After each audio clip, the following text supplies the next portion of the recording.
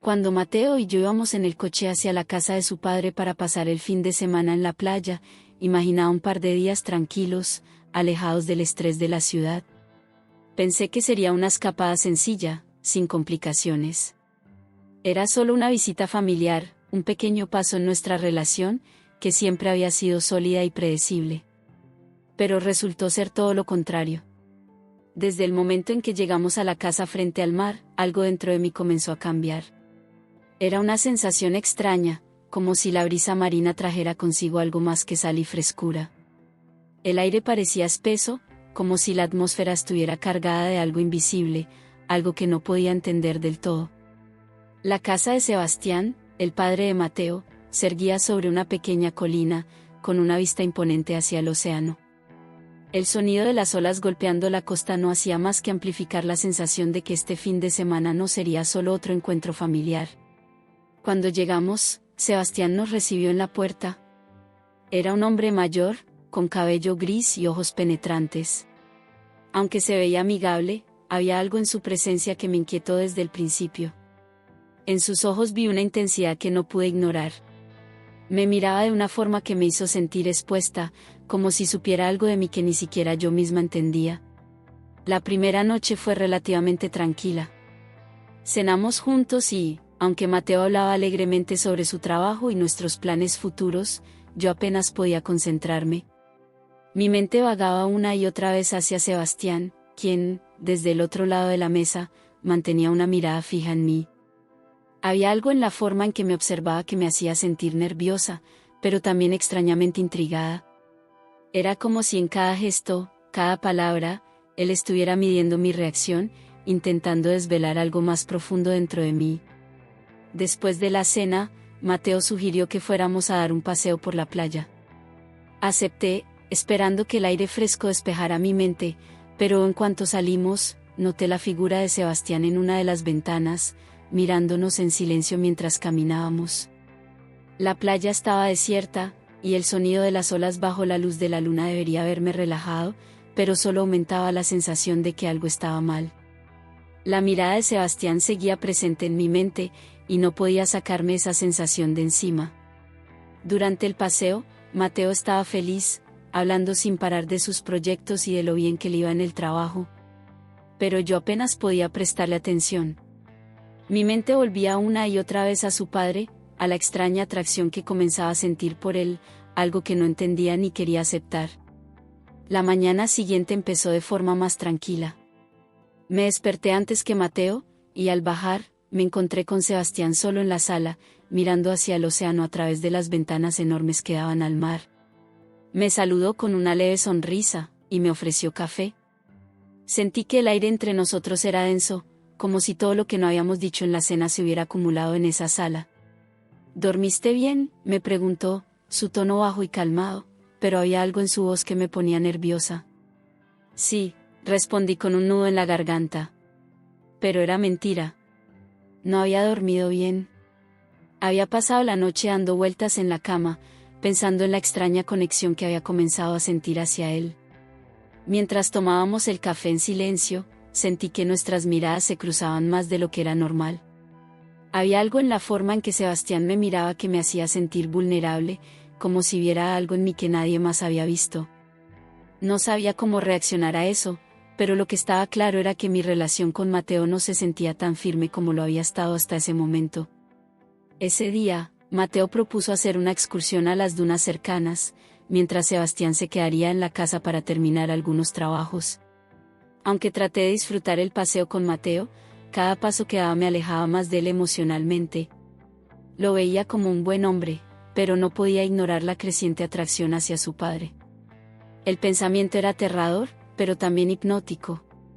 Durante el paseo, Mateo me preguntó qué pensaba de su padre, y por un momento me quedé congelada, sintiendo el latido acelerado en mi pecho. Es impresionante, respondí, tratando de sonar neutral, pero sabía que mi voz me había traicionado. Esa tarde, al volver a la casa, encontré a Sebastián trabajando en su estudio. Me detuve por un momento en la puerta, observándolo, y de nuevo sentí esa atracción prohibida. Estaba claro que algo dentro de mí se estaba desmoronando, y mientras se levantaba la vista y nuestras miradas se cruzaban, supe que no había vuelta atrás. No fue hasta la noche siguiente que todo se desbordó. Mateo se había ido a dormir temprano, cansado del día, pero yo no podía conciliar el sueño. Me levanté para ir a la sala, y allí, bajo la tenue luz de la luna que entraba por las ventanas, me encontré a Sebastián, de nuevo observando el mar.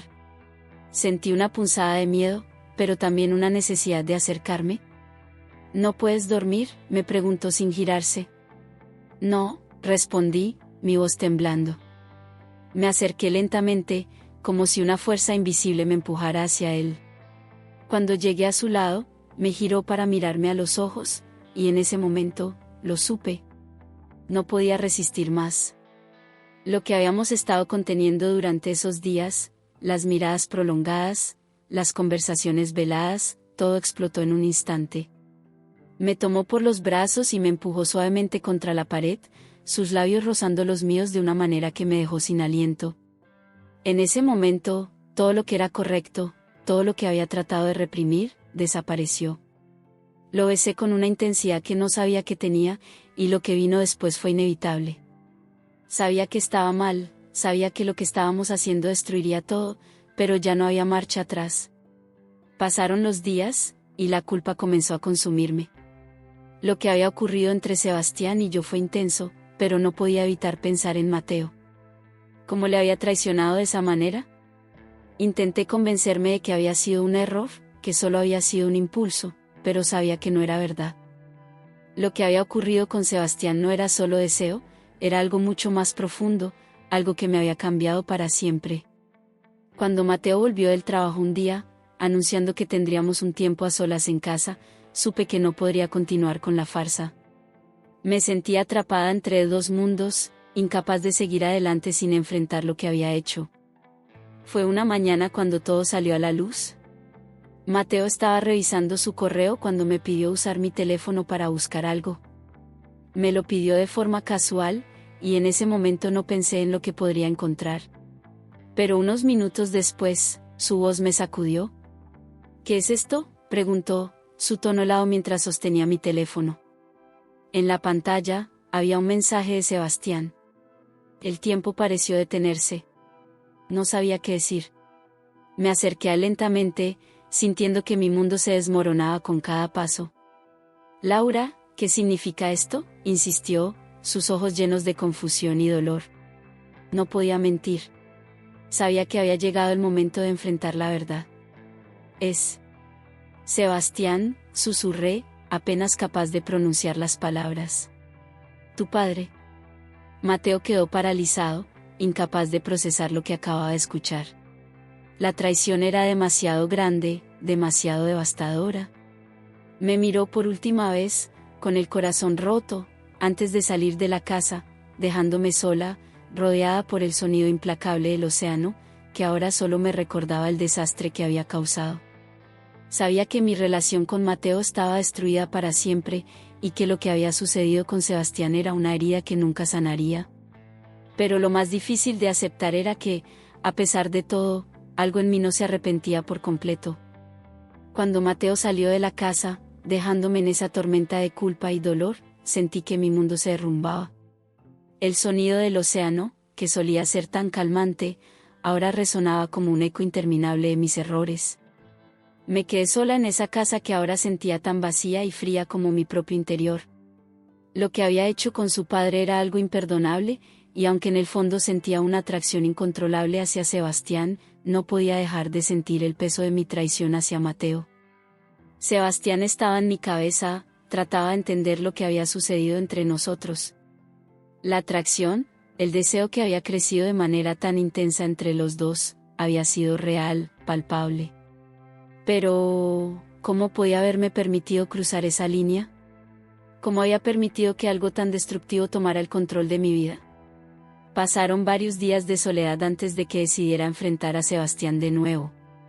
Necesitaba respuestas, necesitaba entender si todo lo que había ocurrido entre nosotros había sido solo una fantasía momentánea o si él también sentía el peso de lo que habíamos hecho. Un día, cuando el sol comenzaba a ponerse, fui a la casa de Sebastián. Cuando llegué, Sebastián estaba en la terraza, mirando hacia el océano. Parecía tranquilo, como si nada hubiera pasado.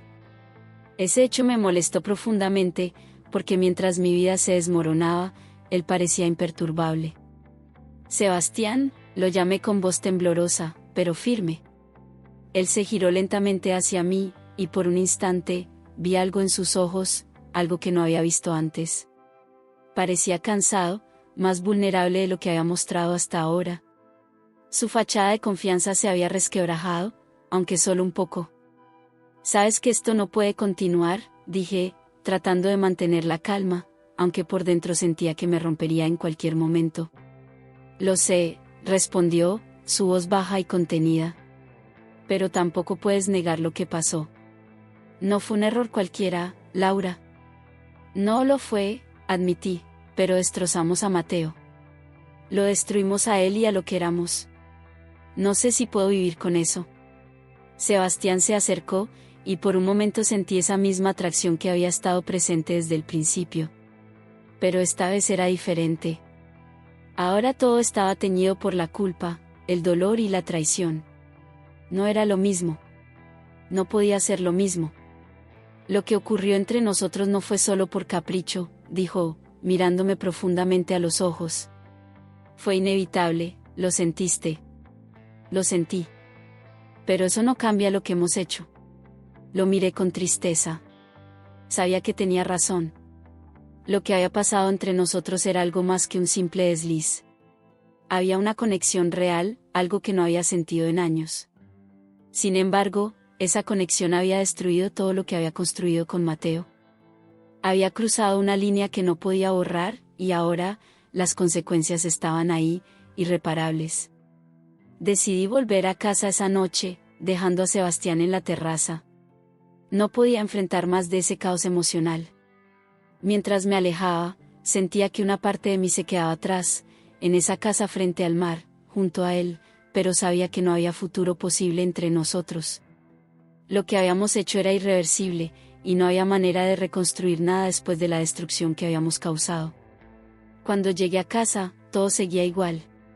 El vacío de la casa me envolvía, recordándome que estaba sola. Mateo no respondía a mis mensajes, y aunque lo intenté durante varios días más, su silencio era una sentencia.